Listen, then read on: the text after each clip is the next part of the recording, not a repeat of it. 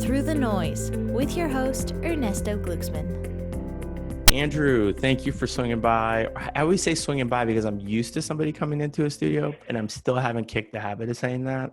Thanks for connecting over the internet with me, Andrew. Andrew McCusker, thanks for being here. You work for Opportunity International as the head of education finance.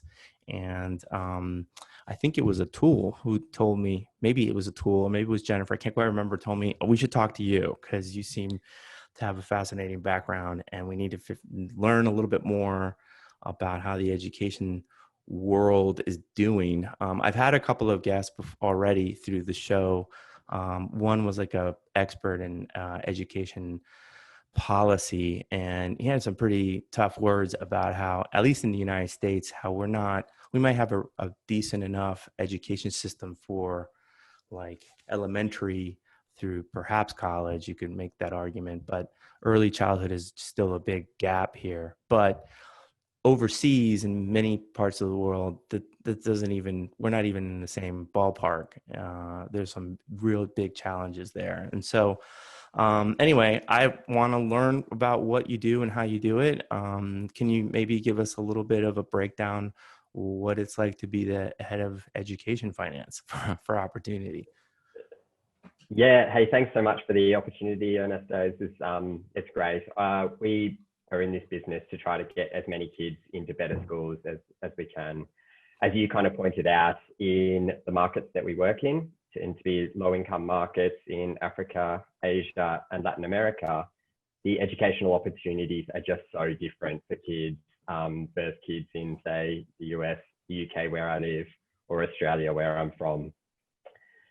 In that way, the problem is massive globally. There's about 6 out of 10 school-age kids around the world that even prior to COVID were not learning. There's about 2.5 of those 10 kids that are sitting outside of the classroom when they should be in one. And an additional 3.5 of those kids out of 10 that are sitting in school and not learning much when they're there.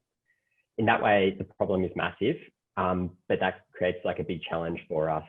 I guess the role as head of the education finance program is a pretty tough one. We have operations in 23 countries with about 68 staff doing a bunch of different stuff. I mean, is like, and so I guess kind of, can you just give us a sense? So you're sort of like the guys that have some, I mean, about what, 100 million, 160 million are sort of used as capital to help these schools invest in what kind of things? Yeah, great question. And so the $160 million is invested by local financial institutions that operate in countries that have a lot of kids out of school or in school and not learning. And they tend to invest that money into low-cost schools that help the schools to build classrooms, to build washrooms, to build dormitories, and to buy assets like school buses. The schools that we work with are really different from schools in the United States, in that the average school fees that they charge are about $8 per kid per month. Which tends to per month $8 per kid. Yeah. Wow. Per kid. And that, so that $8 that has to pay the facilities, the teachers, the headmaster or the principal, I guess. The whole thing has to come out of that $8 per kid per month. Per month. Wow. Exactly. I mean, daycare in Washington, D.C. is like $2,000 per month per kid. Like we're in a different, like we orbit in a different universe, really, in this case, right? If we were to compare that. Wow. Totally. Okay. So how do they the do income it? The income and affordability is just very different, right? To operate a school in a low income market, you tend to need to be really affordable to attract parents in. But I think the really interesting thing is that for the parents in the communities that we work in, they tend to have a large number of kids per family. For example, in Nigeria and Uganda, on average, every family has 6 kids. And so you might have 4 or 5 in school at one time, and paying $8 for 4 or 5 school kids can be a massive stretch for some families in that community. I mean, obviously that would add up on whatever. I mean, if $8 is sort of like what you're supposed to reach per kid. I mean, I feel like we struggle to get two kids into a daycare, and then and you just count the days when you can get into the public school education. But of course, we pay for that too, right, through taxes and other things. But I would imagine if I had 4 or 5 kids. And I'm in some rural area of Nigeria or something. That's got to be pretty. How much is like?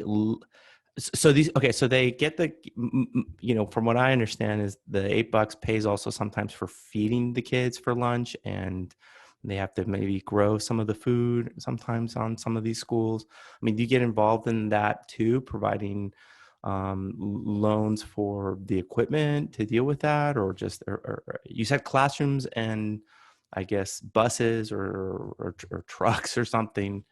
How do you go about like what are the things you're most focused on, I guess is one of the questions.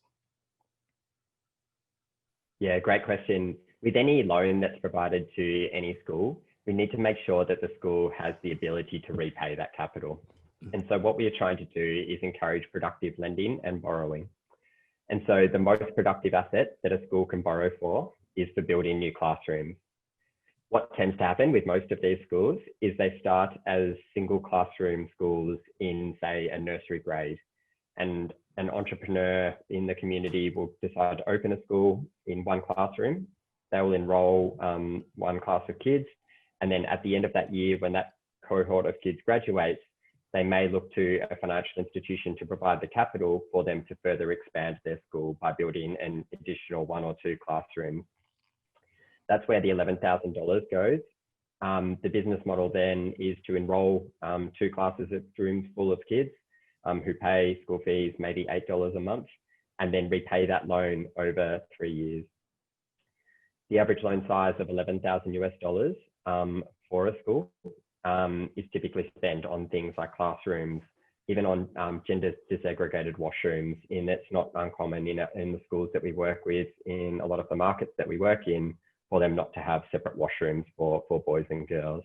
And what we know is that providing that tends to keep girls in school longer and makes them absent less, which means that there's an economic incentive there for the school themselves to invest in that asset, which is really cool, right? Because we get girls in school and keep them in school longer, but there's also a payoff to the educational institution or school from providing that asset.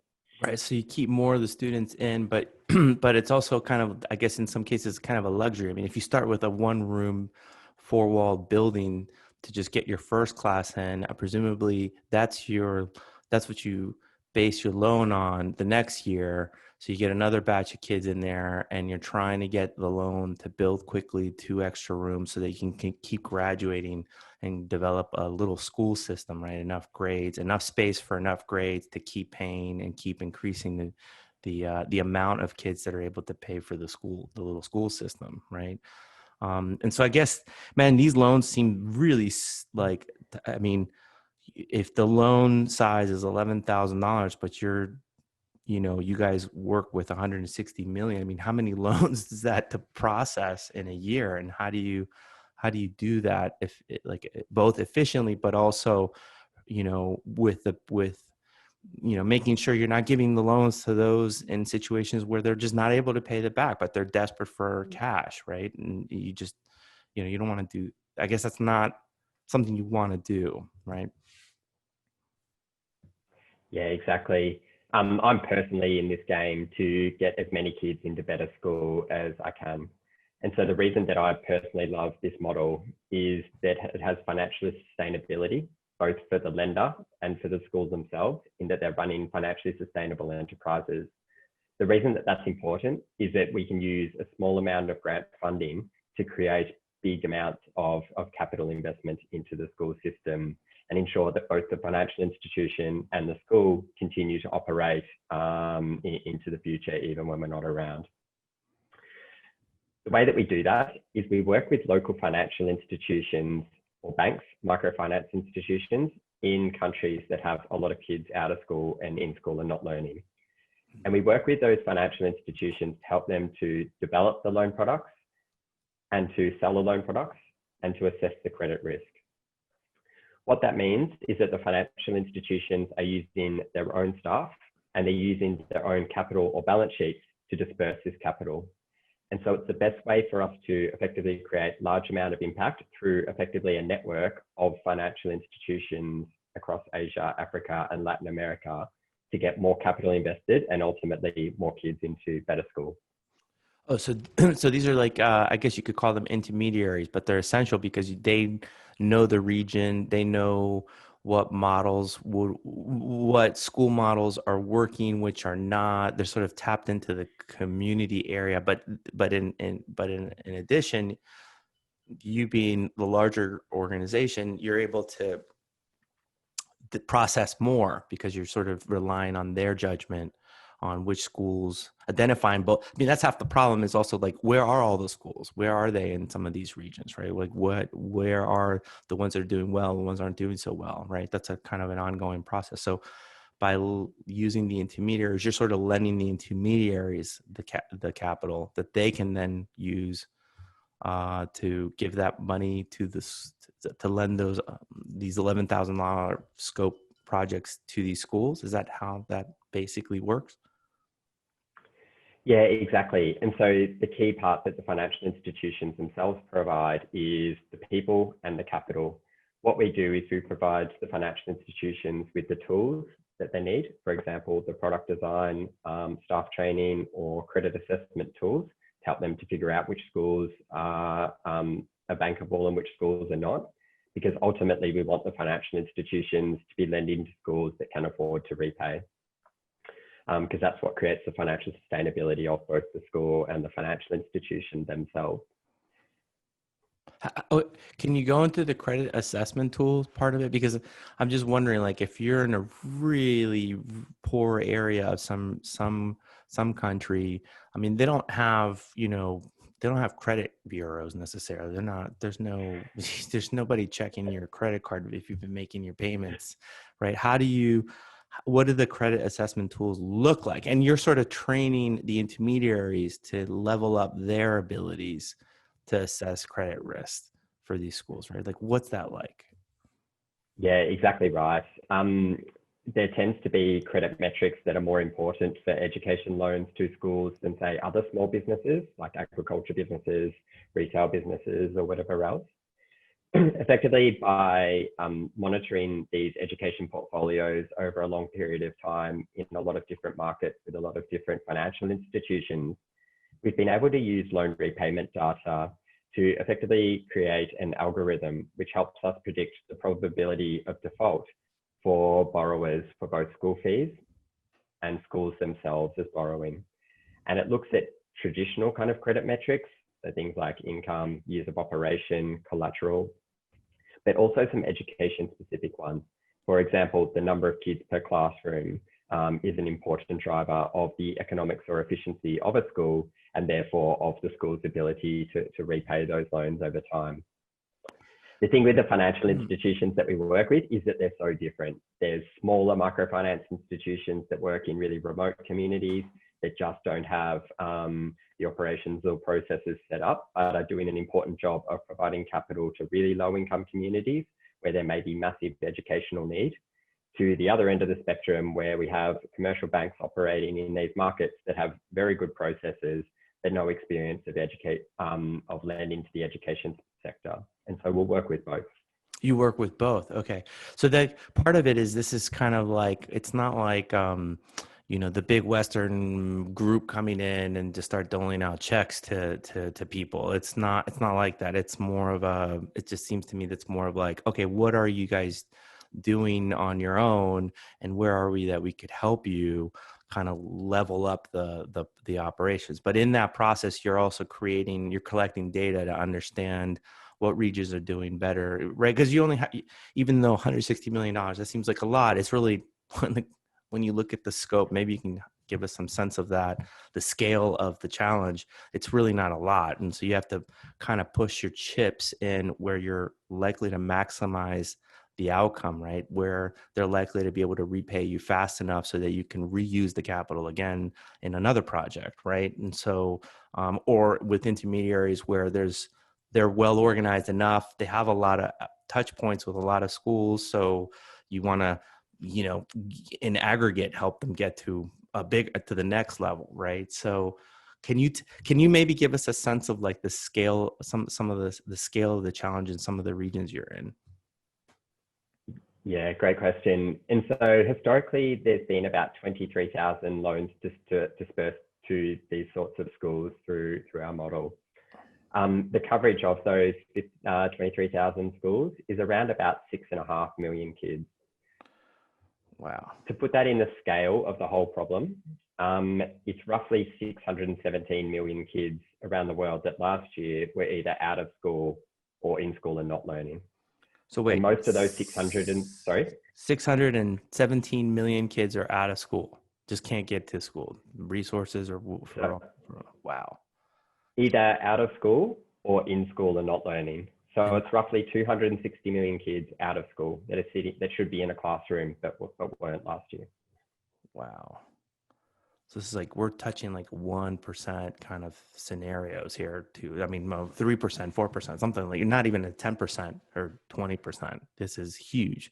I presume there's other organizations doing the same stuff you guys are doing, but that's a big problem, right? How does opportunity keep, the money coming in to increase what you're doing? How do you get involved with that? Or that's probably another set of colleagues that manage that for you? It's a little bit of both. It's a bit of a mixture. So Opportunity International is set up like a number of other similar organizations where there's effectively two business units. There's the program side, which spend their time delivering programs into the field to, in our case, increase access to schooling and the quality of schooling. And then there's the funding side that work on trying to raise the capital that supports the work that we do on the program side. As head of the education finance program, I sit in the program side, but I tend to have to spend a bit of my time working with the funding team to raise the capital that we need, effectively by providing the technical expertise or understanding of the program and where we want to go. And but you'll get questions from the big donors, like, how do you do this? Or how do you do that? Like, or somebody like me that's not just in media or whatever, because they want to understand, of course. And for you, I guess on the programs, you're probably busy enough just delivering the projects, keeping an eye on them doing well. So how do you divide the time? Is it sometimes just kind of, you just got to stop what you're doing because there's a priority major donor that could give us a significant chunk of change for next year? But like, you're just constantly balancing those requests? Yeah, totally. And I think it's actually really interesting. I started my career working for a large investment bank, which globally had 30,000 employees. I saw something here, Goldman Sachs, this is one of those little ones, right? One of those small little. And what was that like? Yeah, it was. Sorry to interrupt. Well, no, exactly. With thousands of employees around the world and so much diversity of skill set, in a place like that where you have a lot of people doing the same role, you have effectively enough time there or thereabouts to complete what you need. And if you need extra resources or people, then you can find that because there's an economic payoff to employing more revenue generating people. The thing that surprised me the most about working for a not-for-profit like Opportunity International is that we just don't have that luxury. And so the amazing thing is my to-do list probably looks, 3 times the size at Opportunity International than it was at Goldman. So I just need to be a little bit more picky about how I spend my time. And it's exactly the same way but for everyone in my team, which is just, it takes people getting used to when they come from well-funded, finance, established corporates that tend to have good process to smaller NGOs that tend to be a little bit more scrappy. It's one of the things that I really love about this industry, though. The masochistic aspect of it, like, I mean, why? So hold on, we should probably go there. Like, why did you decide to leave Goldman Sachs for a nonprofit? What compelled you to make that career choice? It's a bit of a rare one. And I didn't actually make that choice at the time. So I hit about age 30. I'd been working for Goldman for about 8 years. And I knew that I didn't have another 8 years in me doing that same job. And so I did what kind of every 30-year-old Australian that doesn't know what they're going to do does, and put a backpack on and booked a one-way flight. And I spent a lot of time on that trip camping and traveling through sub-Saharan Africa overland. And by doing that with kind of a tent, what actually happened is I spent so much time in remote communities where I saw the school systems just by walking past them. And they just had so many kids that were wanting to go to school each day, visibly not enough classrooms and instruction, because you would walk past the schools at times when kids should be learning, and there would be so many kids out in the yard. And then you would walk down the main shopping street and there would be kids that are not in the schools, even though there is a public school that they can attend. They're either choosing not to go or can't afford it, or have other things that they need to do with their time to address other needs for themselves or their families. So that was kind of the point at which I realized that I wanted to use kind of this great corporate training that I got at Goldman to do something about this problem. And so I took a bit of an unnatural route and applied for a job in Kenya, working for a chain of schools in corporate finance, to learn the non-state school sector and the model and the financing of. And then through that role found this role at Opportunity International. So hold on, I just want to dive into just a little bit. Why didn't you have another 8 years to do what you were doing at Goldman? Like, what was it? Just, it sounds like you had plenty of time to think about things. You had lots of colleagues that were relaxed. You could, like, what was it? What was the thing? Like, why not stick another 8 years there? Yeah, great question. I loved Goldman. I loved my time there. I worked in equity markets, which I find fascinating in that it's just a really tough game to try to pick stocks that are going to do better than the market year after year. Many fund managers can't do it. So the intellectual challenge of that was great. The competitive nature of the industry was great, and working with really smart people, both in our industry and on the client side, was really fun. What I didn't want to do was carry on working that lifestyle where it's like obviously a very high pressure lifestyle, get paid extremely well, but being focused on driving earnings of the business and individual earnings or compensation as a result of that was something that I probably didn't want to do for another 8 years. Did when I had visited Kenya as well on a project I had years ago, just had fallen myself into with the Peace Corps Association, and they had got a little bit of money from the Bill Gates Foundation, and I actually got to see a school system. They ran a competition for like interesting ideas. I think Gates was having a hard time at the time looking at where were sort of innovative concepts in Kenya, in this area of Kenya. And so we kind of pitched them the idea, or my client did, about, well, what if you ran like a little competition and we had a little platform where people could put up their ideas.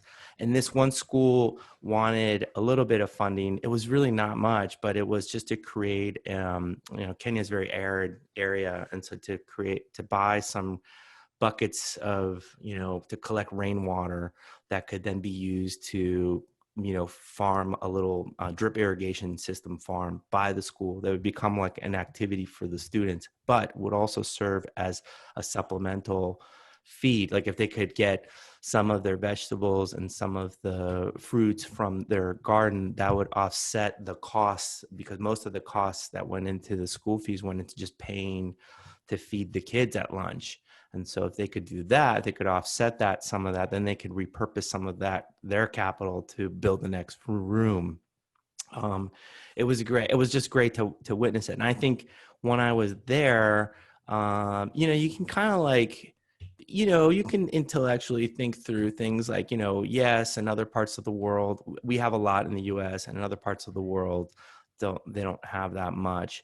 But you don't really realize until you're there how much they do with what they have, and then like how little it really is to make a big difference.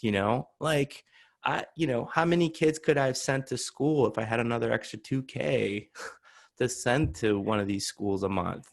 And if I could do it, I would. Like, that just seems like I'd be, I'd have a whole team, I'd fund a whole, generation of kids and I think it would bring a lot of meaning. But that's the thing that kind of like, that drove home to me. It's just like, it doesn't take that much to make this massive difference. I think that's when people travel and they can kind of get that perspective and they realize, I really don't need, I don't need this high price job, this high stress job just for me to buy some status symbol thing. It's really not that important. Like, it's money used in this area would bring a lot more meaning to your life and those in that region. Not to say that there aren't areas in the US that really need our help as well. I think that's something that is, people that listen to international development groups might say, well, what about, poor kids in the US? Yeah, there's definitely poor kids there's definitely problems here. And there's no question about it, but we're in a different level. If you've never traveled to a place like Kenya, I'm on my soapbox again here on my show. My show, I can do it. But if you've never traveled to a place like Kenya, and Kenya is not like one of the poorest, Kenya is there's some resources there, but it'll open your eyes. You'll never see the world quite the same way if anybody that's listening, if you're able to take a project, put on a backpack like you did, Andrew, and just go, and then you'll see what it can be. And I think that's what grips people like you. I think at some point, if they're able to have that opportunity, right? I mean, I don't know how you feel about any of what I just said, but that's kind of my perspective on all that. Can you maybe give me a sense of like, okay, so you find yourself now doing, head of education finance here, and there's not enough time, and you got your priority list is stacked. So what's the go-to system, data reporting? What is it that you kind of always look at maybe once a day or once a week that you don't miss reviewing because it's just important for your role? Yeah, great question.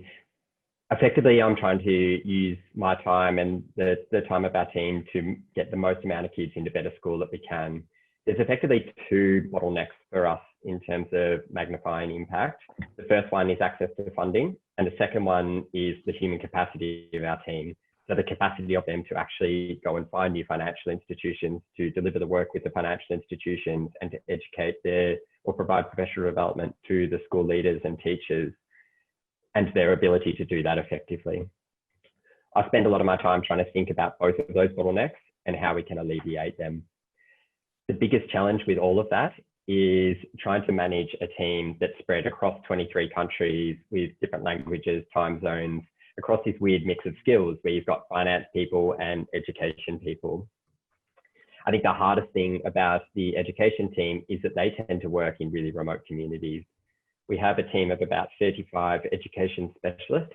They each look after 60 schools at a time, and they provide professional development to the school leaders and teachers. Managing 35 education specialists that are all working in different countries requires like data systems. We need to be collecting data on activities, and we need to be collecting data on the effectiveness of those activities. The outcomes. Exactly. The biggest challenge with that in the communities we work in is that from time to time, there's very low connectivity or opportunities to connect. Oh, and right. so there's some really cool app providers out there, like Collect System that we use, where our education specialists have tablets. They can collect data into an app, and then when they next connect to Wi-Fi or next get signal, then that data can be uploaded into our cloud, and I can see that through Power BI. So track effectively the activities and performance or effectiveness of those activities for our big team. I see. So basically you have like these checklists of data points that you want the in-field people to be checking off as they're doing them, activities, how many people I spoke to, how many people we've trained or did whatever activity. And then you also want to hopefully collect what's the outcome. Sometimes the outcomes are lagged outcomes, right? You don't just train somebody today and then tomorrow they're ready to go. It takes time. And then to see the results could be 6 months or whatever. So there's probably reviews and revisits of each of these institutions, but they're in remote areas. So the device has to collect that data in the moment so you don't forget, right? And then when the device finds itself in a wireless zone, back at a hotel or something, it syncs up correctly to the system. What's the software system you use for that one? Do you know the brand or the maker? We should shout out to them. The data collection app is called Collect. Collect? Just no funny spelling, like no funny text spelling, like Collect.io or something. Okay, just Collect. And then that goes into your business intelligence CRM kind of. Is is it a Salesforce system or something similar, or is that the same part of the Collect brand? Yes, the data is collected through the Collect app, and then it goes into our cloud-based database, which is hosted with Amazon Web Service. And then I can see the front end or the dashboards by logging into Power BI. Power BI, okay. Yeah. Wow, and so that's going to take its own. I mean, and then of course you're changing the models as you're changing what you want to collect, both based on the funding you might get. Right, you might get some funding that they want, like they'll give you some outside from your funding team that says they're going to give us this extra cash, but we need to collect something about healthcare data points. We just need all our field people to ask this question, right? And so now you have to go change the Collect. You got to tell your field that you got to change the Collect, change your BI, make sure that that's being collected, and then report it to the appropriate team back, right? For that's part of the cycle of software development for this kind of work, right? Am I getting there? Totally. And I think we overinvest in our data and BI team in that we have, like, I think really, really strong competency and capacity in that area. And I think that's probably one of the competitive advantages of our program versus some others out there, in that we're trying to use, like, some of the key KPIs for us. We're trying to use a small amount of grant capital and effectively magnify that impact to get as much capital or private capital invested into the education sector. So we call that like the leverage that we're able to achieve.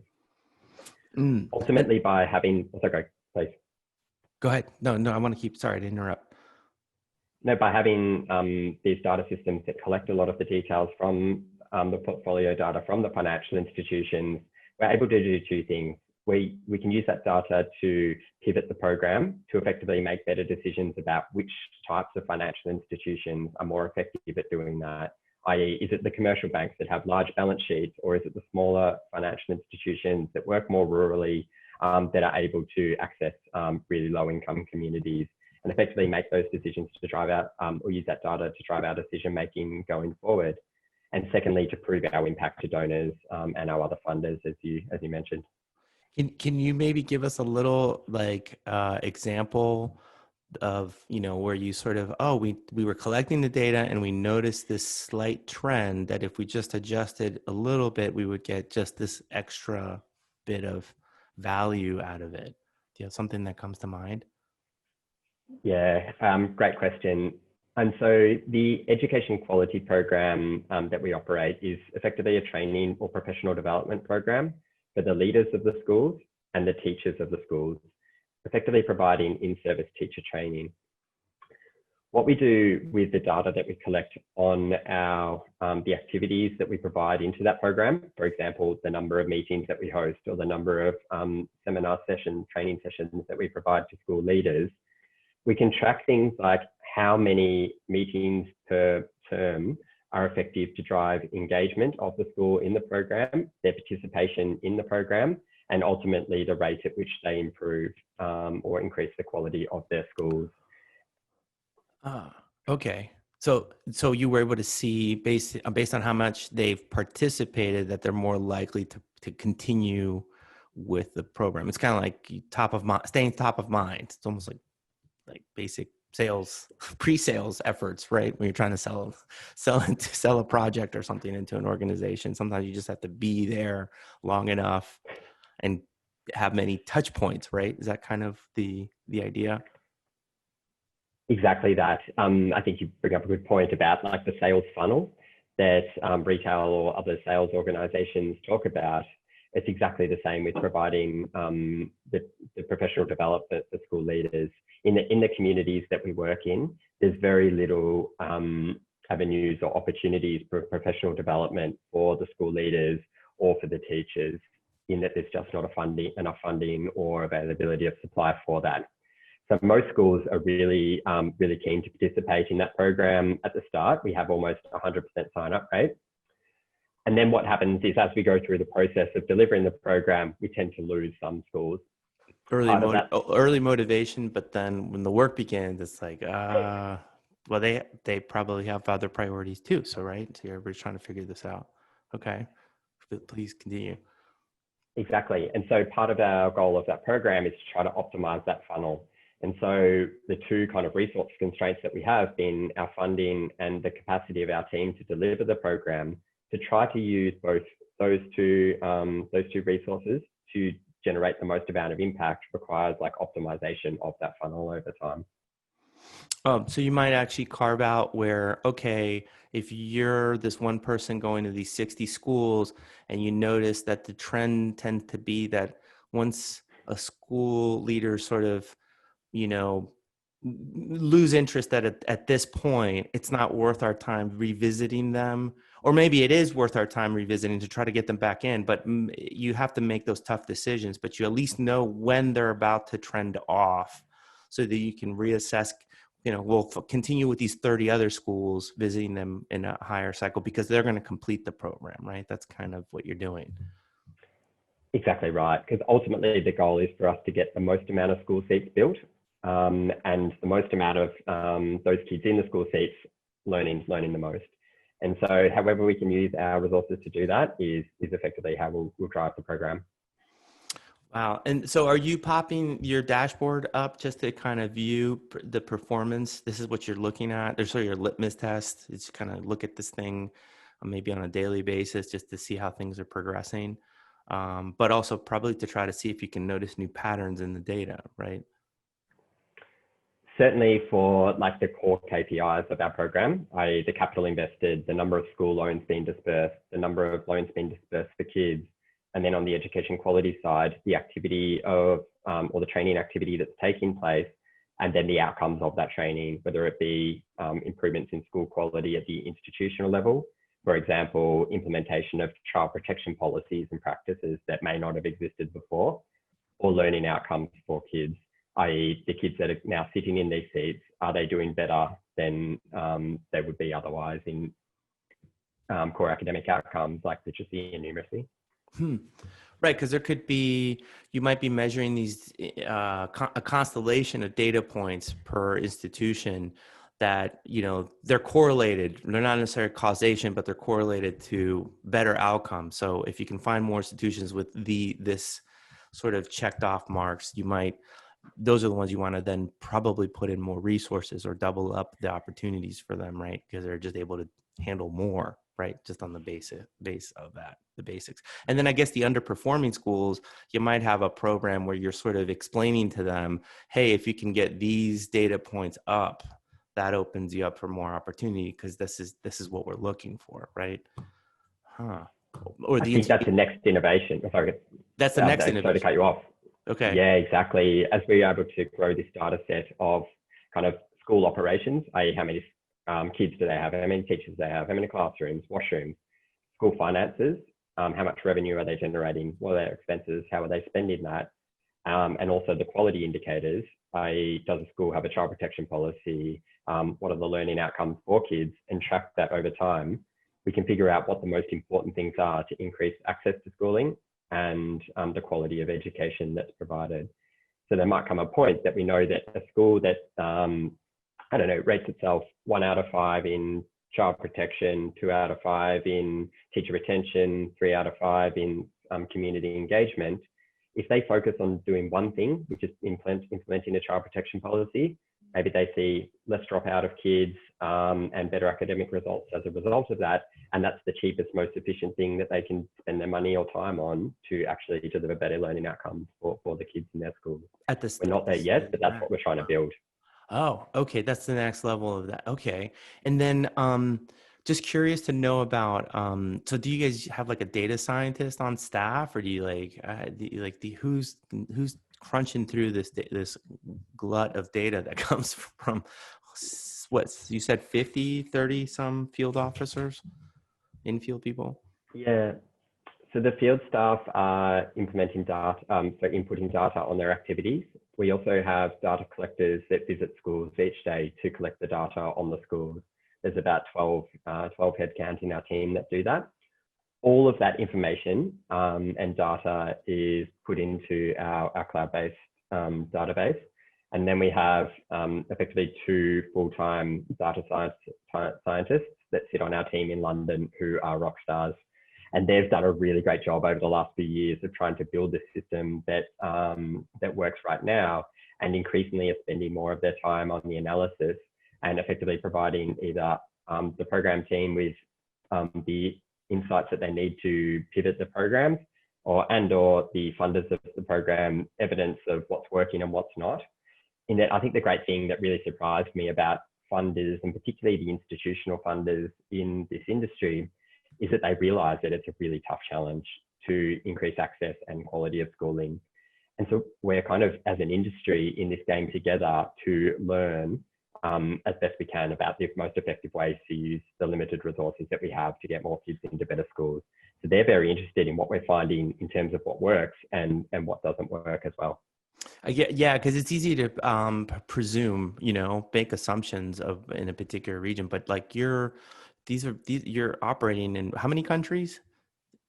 23 countries right now. 23. I mean, that's 23 distinct cultures, legal systems, environments. I mean, that's languages. I mean, that's an enormous amount to figure out like what actually is common across those things, right? And so sometimes I wonder if collecting additional data outside of the school system, do you guys do that as well? Try to kind of like the political environment? I mean, all those things have external pressures on whether a family can or cannot send one of their kids to school, right? So do you go beyond that? Do you compare the data set you're collecting to other data sets that you might purchase or grab from somewhere else?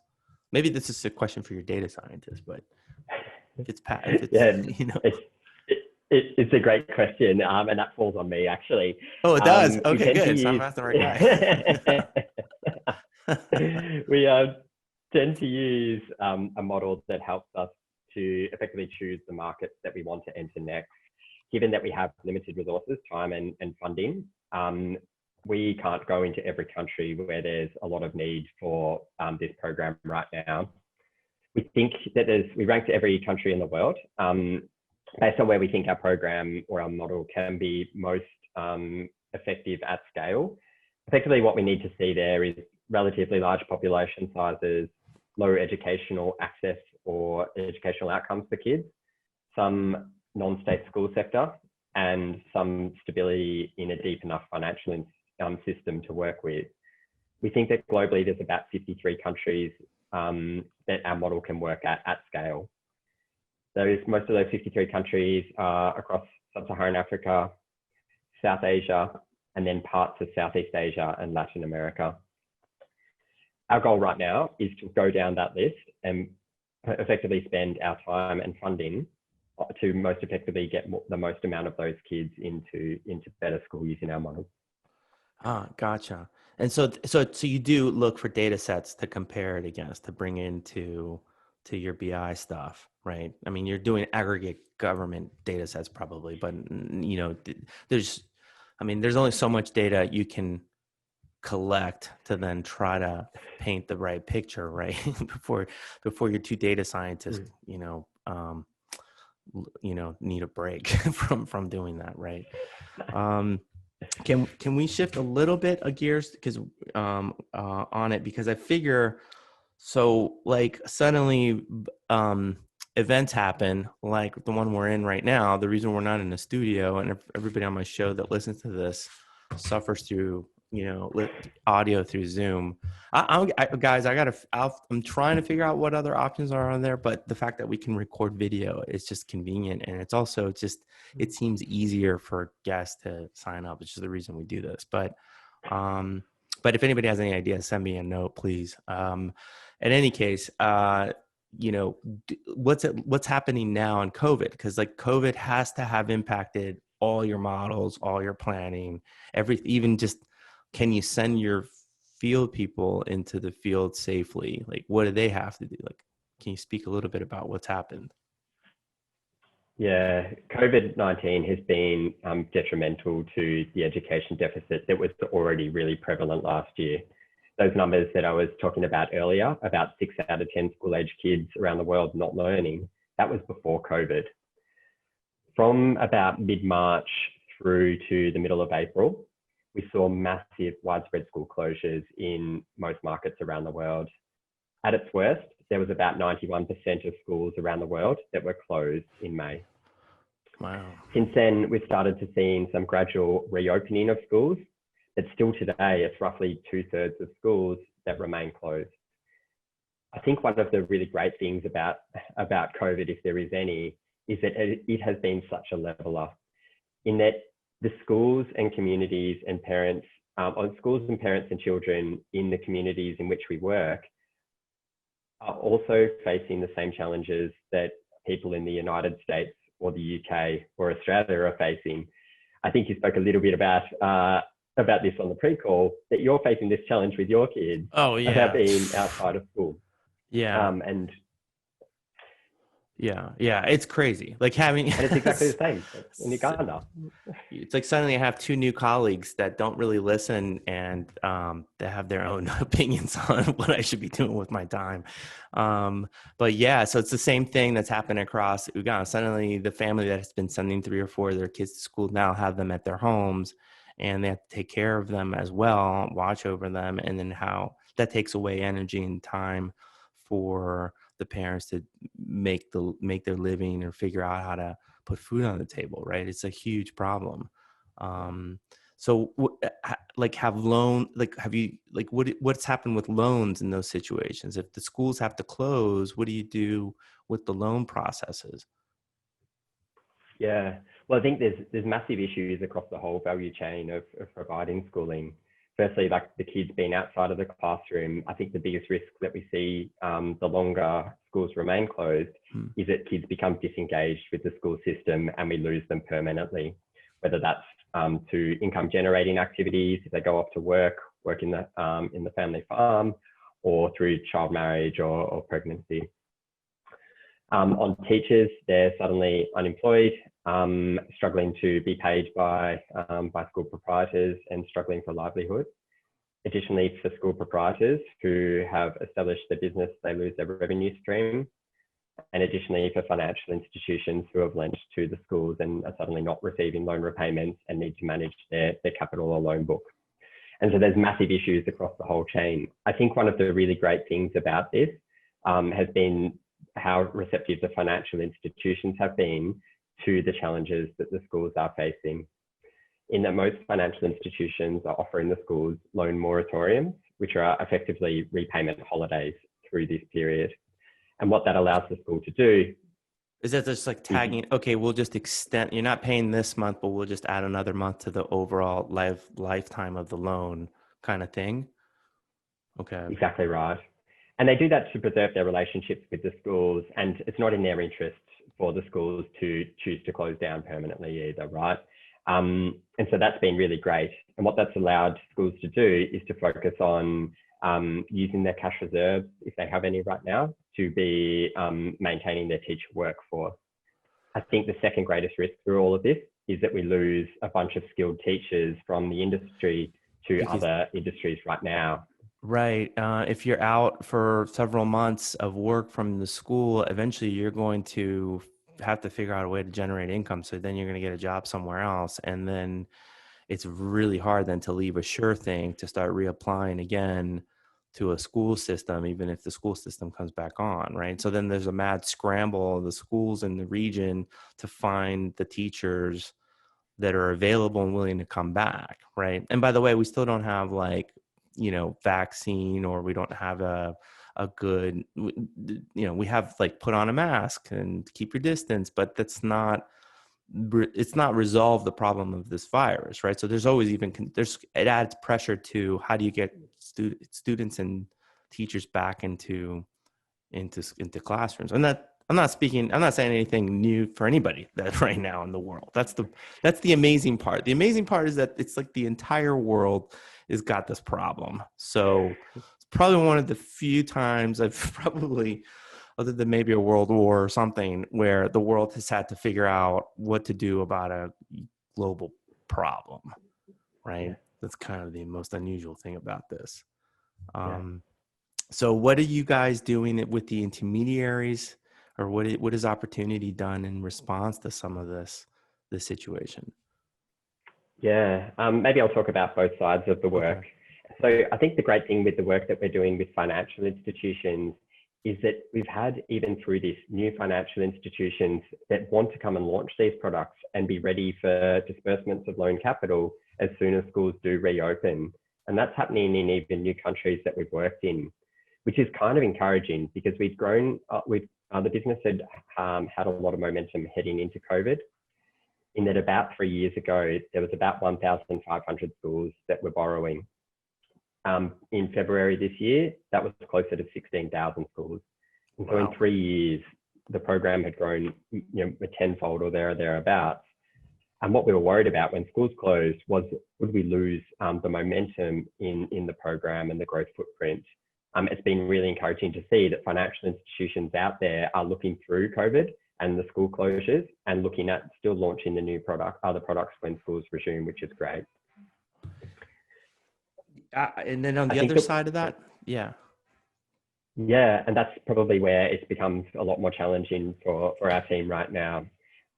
Because of the challenges that the school leaders and the teachers are facing through the crisis, a lot of the effort and focus from our education quality team has been on helping the schools to manage their cash reserves and businesses through this period as best they can, and then prepare for reopening and a phased reopening that we're seeing as soon as they can, so that they can resume operations earlier and get kids back into the school system so that we don't lose them from the system permanently. Yeah, I suppose the silver lining to some of this is like during, there's a lot of work that was probably always, I wouldn't say the word procrastinated, but deprioritized when you have a school full of kids and you got to deal with the daily process of educating them. And now there's been a big break in having to rethink or restructure a lot. Probably has set a lot of these school managers and the intermediaries to think about their own processes. Like, how do we kind of improve? Like, it's been I think it has helped. I mean, I don't know, for anybody that is a parent and has your kids with you, it was for us, it was pretty rough. It was like there wasn't enough time to think about anything. But in many other situations, I think there's been a big moment of reflection to really figure out what the priorities are for all of us. So what do you see? Let's project a little bit once this thing is kind of calmed down. Hopefully in the early next year is kind of where I kind of aim my goals on. What do you see will be maybe some of the lasting changes because of this year? Anything come to mind? Yeah, I think one of the things that I've been really surprised about, particularly in the last few months, has been the amount of interest, both in the policy or public side, but also in funding that's been directed towards education sector and helping us to effectively put the education sector in the spotlight again, which has been great. I think it's been really surprising to see the amount of financial institutions on the program side and funders that are interested in helping us through our program get more kids into better school as we come out the other side of this, and not be worried about the shorter term issues related to school closure. Yeah, I felt that as well. Like, there's more long-term thinking versus the panicked short-term scenarios, which you would, where any like downturn in the economy of even a fraction of the nature that we're going through would have, like 2008 was pretty scary, but now 2008 seemed like that was kind of a blip. It's just like, whatever, and people are, I don't know. It's hard to tell what in aggregate, what everybody's feeling. I know there's a lot of stress and worry. And if somebody's listening and they're in a financial situation where they're really worried about their job and being able to get, that sucks. Or somebody's been sick, that have actually gotten sick. I feel terrible and for those people that are in that situation.